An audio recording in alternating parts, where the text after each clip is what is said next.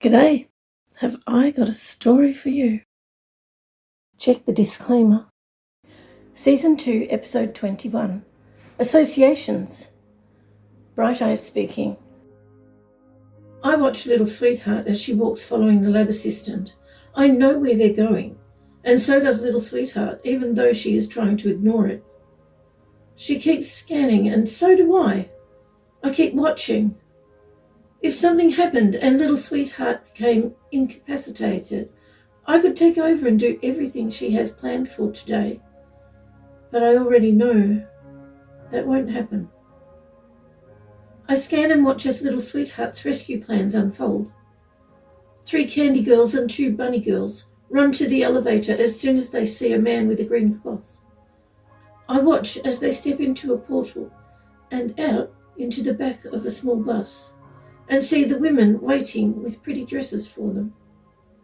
They quickly change out of the inappropriate clothes they are wearing. The women let the girls know what will happen, but actually they already know, and after a few minutes the bus stops.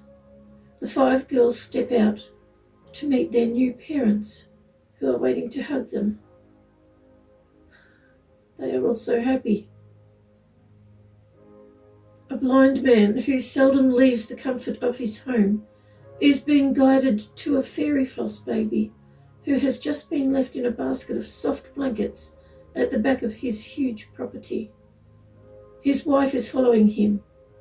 I see him gently feel the baby's face and carry the basket and large bag next to it back to his home.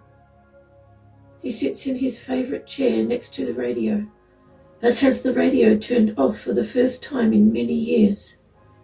His wife, who is unable to stop crying, hands him the little baby girl, and he sits there smiling with his new daughter cradled in his arms, gently touching her cheek. His wife keeps staring, blinking away tears, hoping that it's real and that she's not dreaming. Now Little Sweetheart is reuniting a man with his 2 children that he hasn't seen in over a year. I watch him fall to his knees, sobbing, telling them that he loves them both so much. He carries them out of the building with tears streaming down his face to a waiting limousine. Only a few seconds later, a woman who is feeling faint steps out of an elevator with her 2 children. The moment she realizes that she is safe, she quickly hands her newborn baby to the kind woman that she knew would be waiting for them. She passes out. A man catches her as she falls.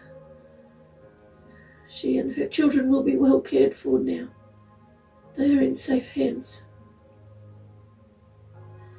I see a small candy boy carefully carrying a fairy floss baby. I watch him give his baby sister to their new mum, and then hold his dad's hand as they walk to the limousine that will take them to their new home. I see a desperate man enter a bank. Suddenly, Little Sweetheart is working in conjunction with 2 other people exactly at the right time. Time is so complex, yet so simple. Man speaking. I am desperate. This is it. Either I walk out of here a millionaire, or I don't walk out of here at all. I unzip the inner pocket of my jacket and hold the handle of the gun. As I open the door, I feel the cool air and an odd sense of calm. There's not many people here, and they're all surprisingly quiet. I haven't seen inside a bank for a long time. Maybe they're quiet like libraries now. Should I stand in line, or should I just scream at them to fill my bag with money? I stand at the end of the line. I should have decided what I was going to do before walking in. I look at the floor, not wanting to meet anyone's gaze. Suddenly I notice that I don't hear anyone talking, not even quietly. I cautiously look up. Why are these people all so still? No one is moving. No one is speaking. What is happening here? Oh. Am I still alive? Why is no one moving? It's like I'm in a room of statues, but they are so lifelike. I wave my hand in a lady's face. No response. A small boy suddenly moves, which was startling in this room of statues. Is this a museum room or something? Maybe not a real bank. The boy turns to look at me, and I'm staring at myself. When I was a boy. No, he can't be me. What is happening here? It's got to be a dream. Just as well, I wasn't prepared properly. When I wake up, I will make a plan, a proper plan. Exactly what I will do. Or maybe I prefer option 2. I take the gun out of my jacket and look at it. Maybe I should do it now. Since this is a dream, maybe I'll find out what happens. I hold the gun up with the end of the barrel in the middle of my forehead. I put my thumb on the trigger. Okay. This is it. Wait! I hear. I look down to see that boy now standing directly in front of me. He says, "You have something worth living for. I am your son, Patrick. I just found you. Please don't leave me." I cover my face with my other hand. I don't like this dream. Patrick was the name I gave to my unborn son. He and his mother, well, they're gone. I put the gun back under my jacket and watched the boy walk slowly back to the statue woman he was with before. He turns to look at me and says, "This is my mum." He takes her hand, and suddenly there is a bustle of noise. I hear people talking, cars outside in the street, as though the world was suddenly turned back on. This is a weird dream. I don't like it. I put the gun into the big inside pocket of my jacket. This is where I have carried it around for weeks. I suppose it can stay there for a few more minutes. The boy is peeking at me from the other side of his mum. I look at her, his mum. From the back, she looks the same height as my beautiful wife, who has been gone for years. 5 years today, to be exact.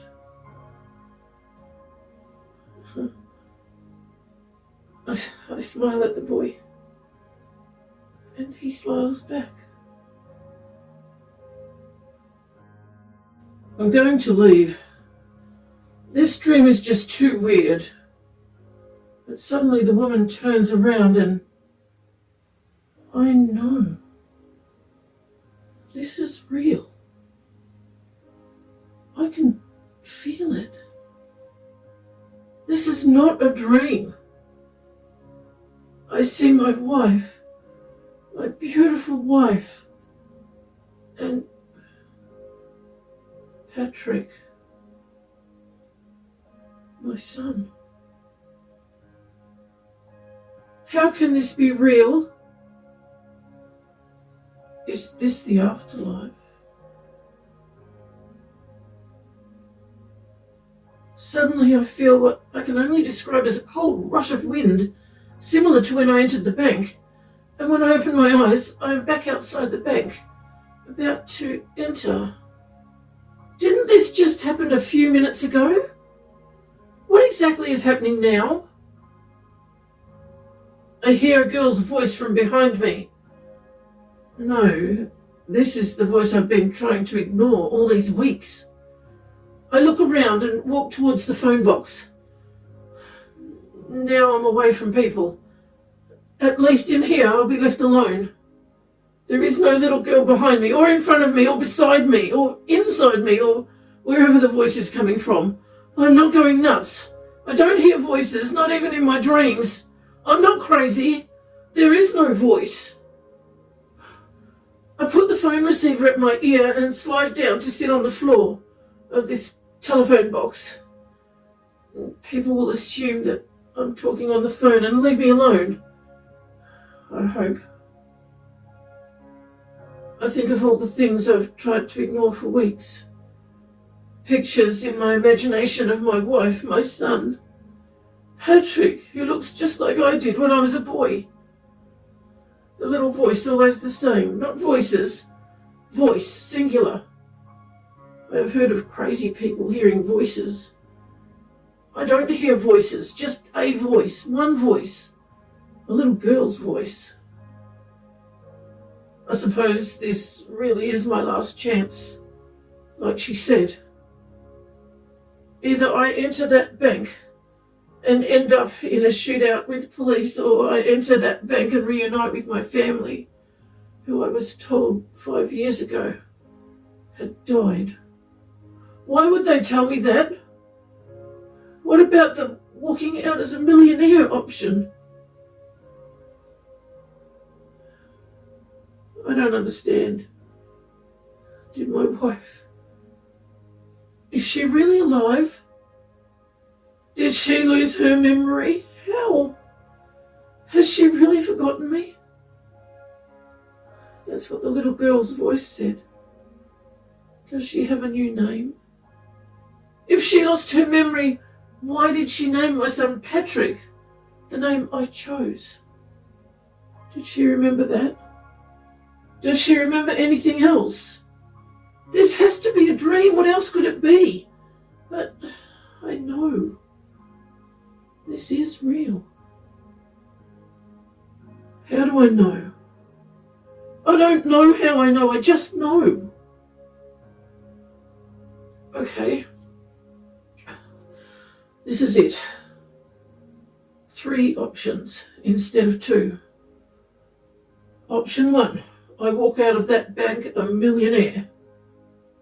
Option 2. I get carried out. I assume watching from the afterlife. New option 3. I get my life back. I get my wife back. I get my son, Patrick, back. My family. I stand up and hang up the phone. I watch the bank door. Do I go in? Do I wait to see if are my wife and son really in there? I hear a small knock on the glass door of the telephone booth, and as I turn around, I hear, "Dad." I see my son Patrick, and as my wife looks at me, I see the blank, sad expression on her beautiful face suddenly turn to wonderment. Does she recognize me?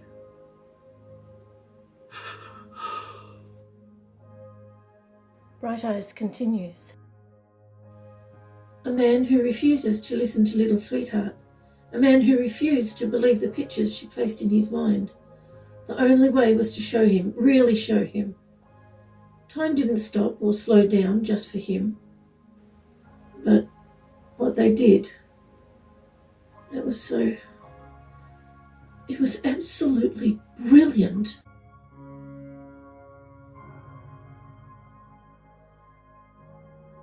I turned my attention to the Dullaghs, all exiting limousines in the car parking area, all 24 of them.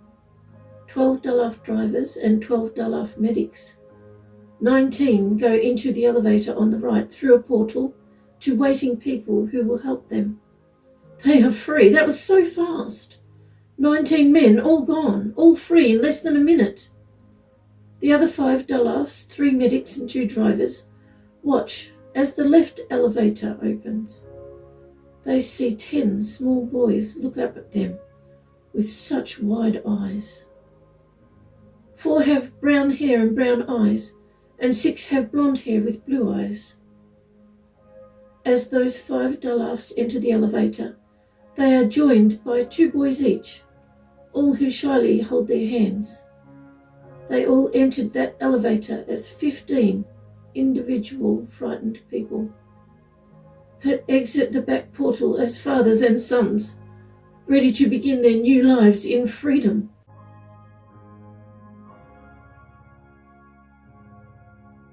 Seven people they call logs step through a portal and see people waiting for them with clothes and food. There are rooms where they can stay until they decide what they would like to do and where they would like to go. They all sit eating the food while listening to the people explaining what a bathroom is. Soap, towels, a bed, cupboards. It's unusual to the surface people what these rescued people do and don't know.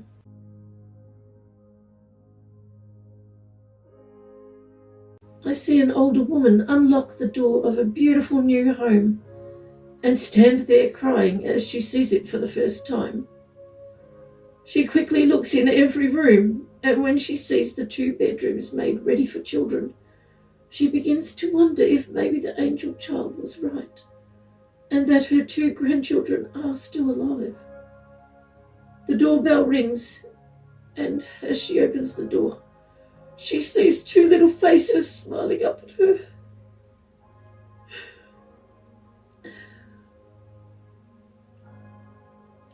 You know what?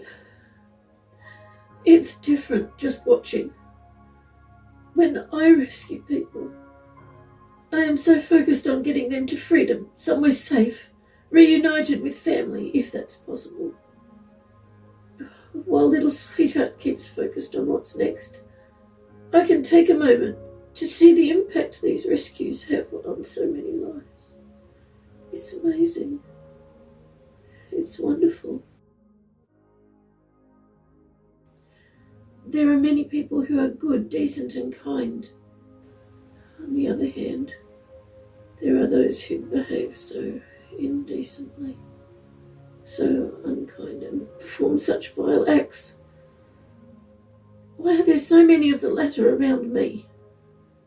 Why are there so many of the latter around little sweetheart? Sleepy man's contracts. During these rescues, little sweetheart has had to use all her strength to stay conscious the things she is enduring.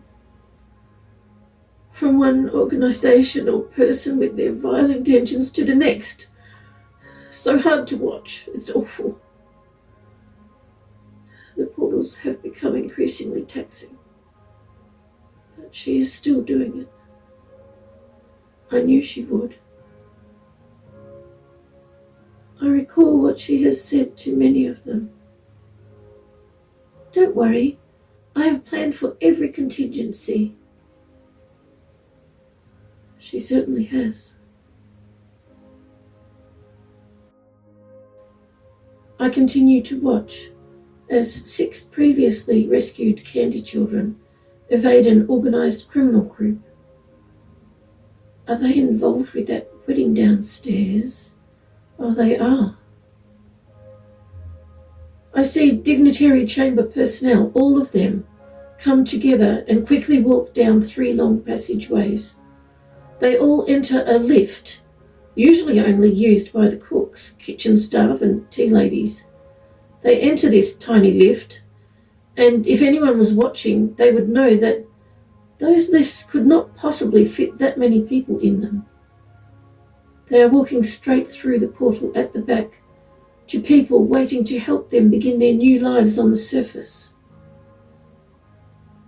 When only 4 people remain, they take the lift down 8 levels, and as the lift doors open, they see them, 4 babies left there for them on a thick blanket. They scoop up those precious little ones in their arms, and with tears in their eyes, they turn to see the newly formed portal in the lift just for them. They exit that portal and find themselves looking at two newly built homes and realise they really are free. I see an older couple in a department store. The woman is pushing the man in a wheelchair. They both look tired and unsure, defeated. They have been in that store for hours, not wanting to miss the opportunity presented to them, just in case it turns out to be real. It's time. They both hear Little Sweetheart in their minds and quickly enter the elevator. They reach the top floor, and as the elevator opens, they see him. They recognize their son, even though he is now an adult. A woman stands with him holding a baby, and suddenly they are surrounded by 5 other children, their grandchildren.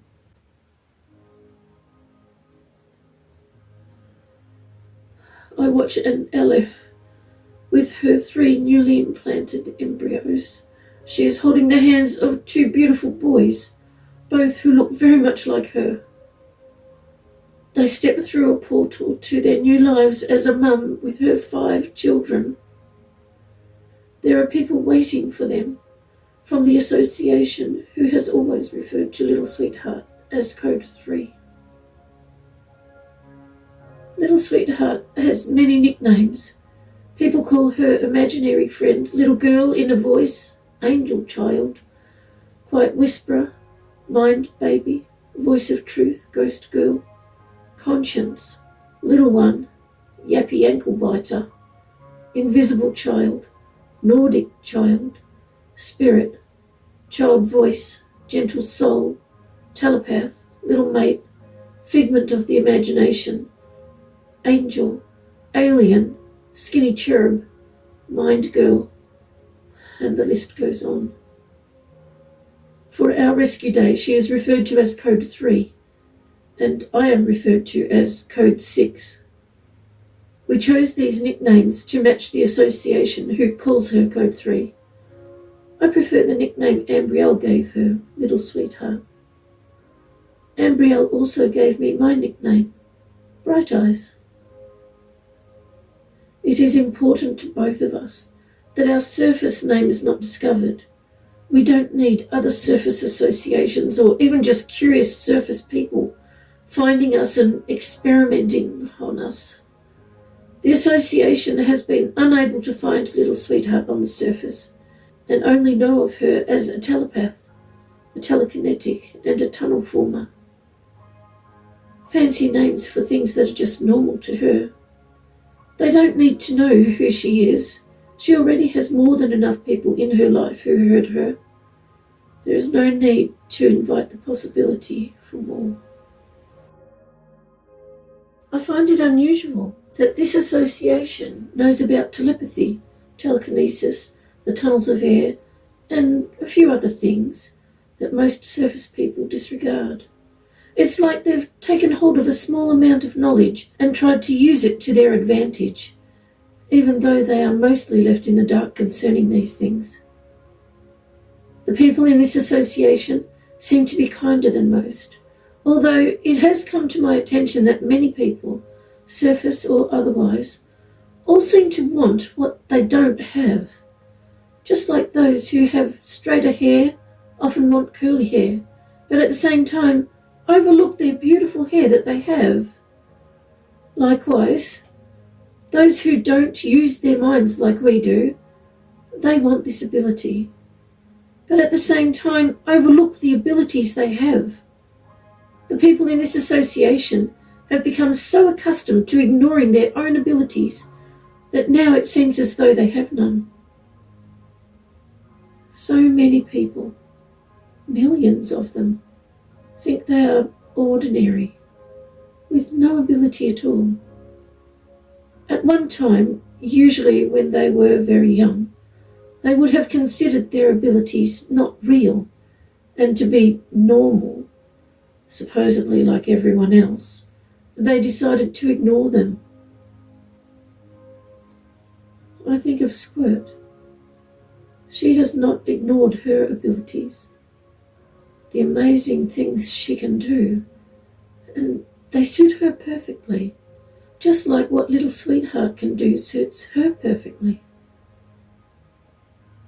There are, of course, some, I call them evil organizations, who want everyone else to think that they are ordinary. It is much easier to control ordinary people.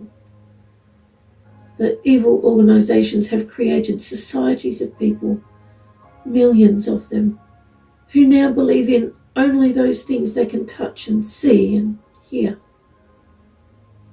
Their thoughts are controlled by media and their imaginations usurped.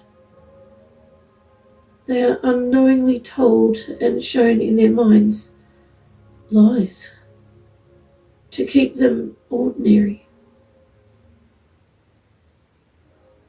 I recall watching many people's minds, driving from one place to another, arrive, but not remember actually driving there, only recalling a few smatterings of places they passed, instead of the whole trip.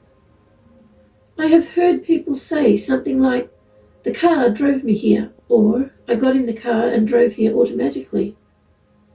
People around them behave as though it's a bit odd, even funny, but normal. This normal, ordinary thing happens to almost everyone, and people willingly put it out of their thoughts, as they have been conditioned to do all their lives. They never seem to wonder about what really happens on those car rides.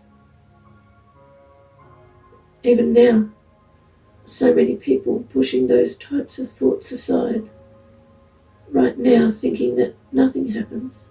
It's just normal, ordinary. Really? So many deciding to once again overlook the truth.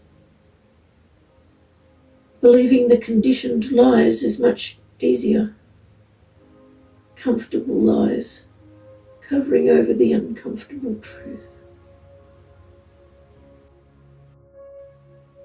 The last rescue for today is finally completed. Little Sweetheart no longer forces herself to stay conscious. She is being dragged by the arm to an MM room by a lab assistant who knows that the MM will take care of the bruises he is inflicting on her arm, and any other injuries he decides to inflict on his way there. The cameras. He obviously doesn't know that someone is always watching. Well, supposed to be watching.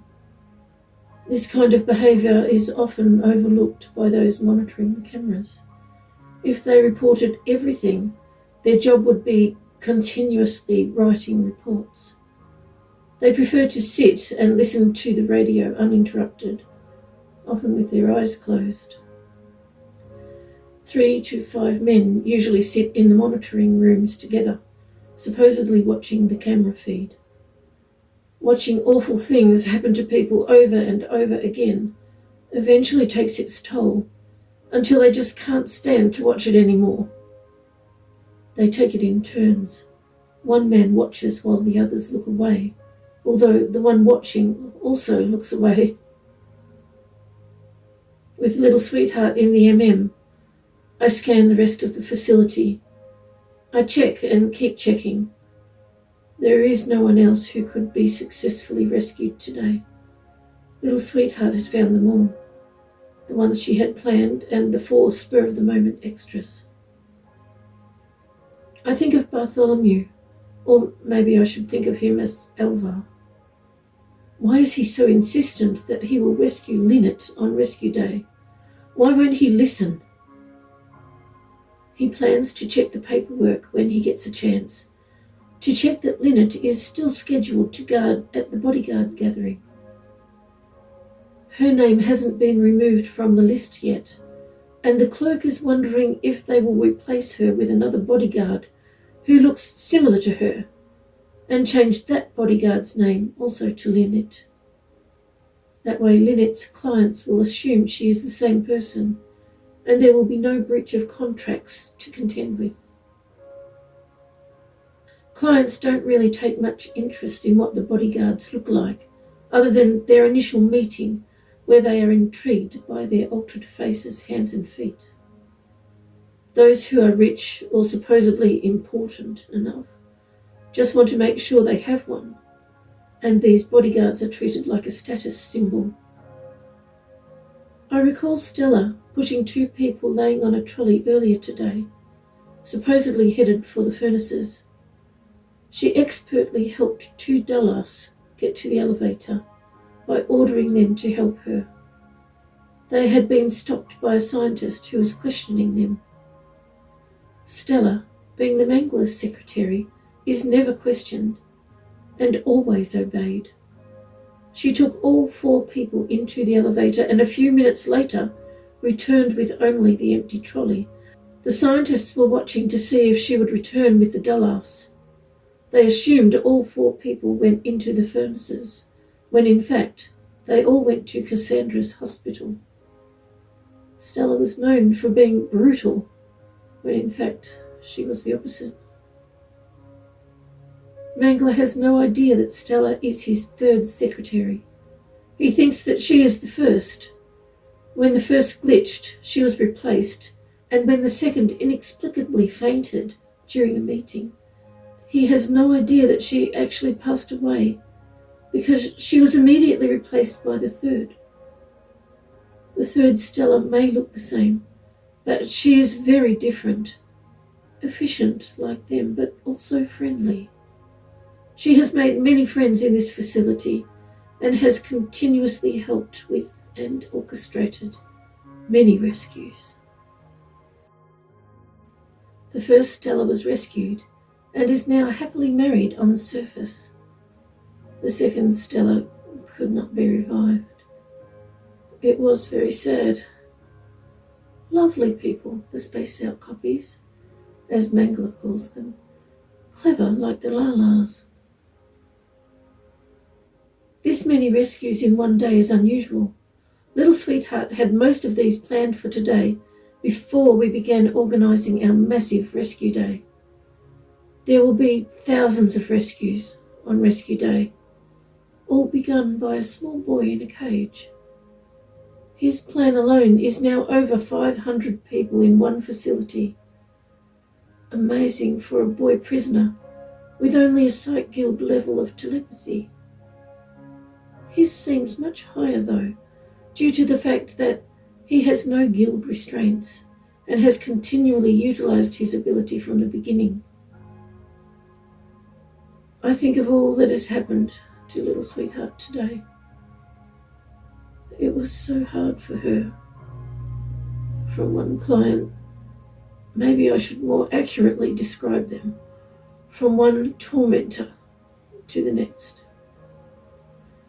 Organisation after organisation, all with horrific intent, with no regard for a small child, no compassion, no empathy shown.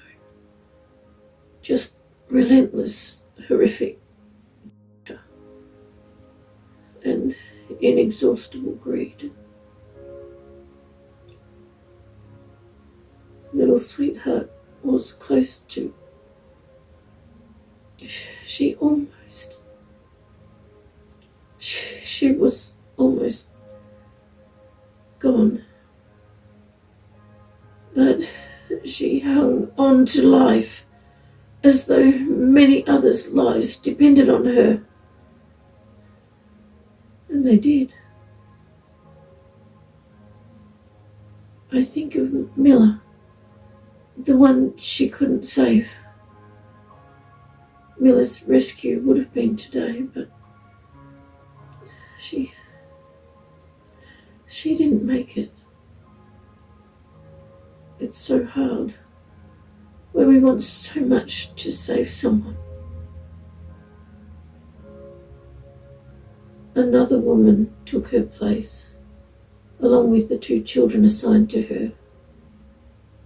She also took on the name Miller in honour of the woman who is no longer with us.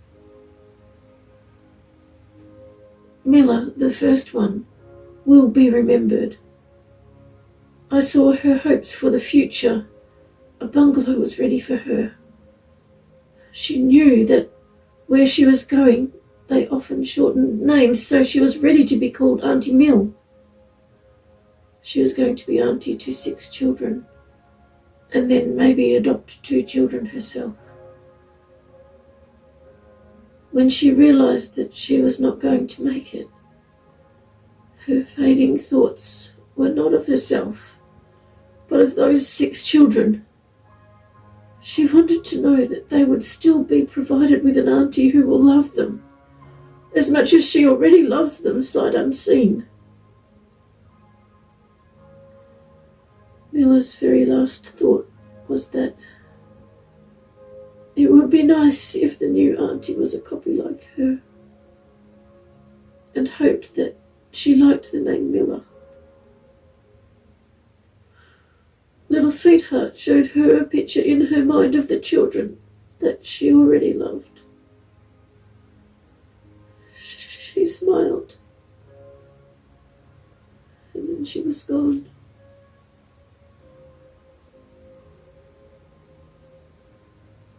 Thank you so much for joining me with a cuppa. I appreciate your company.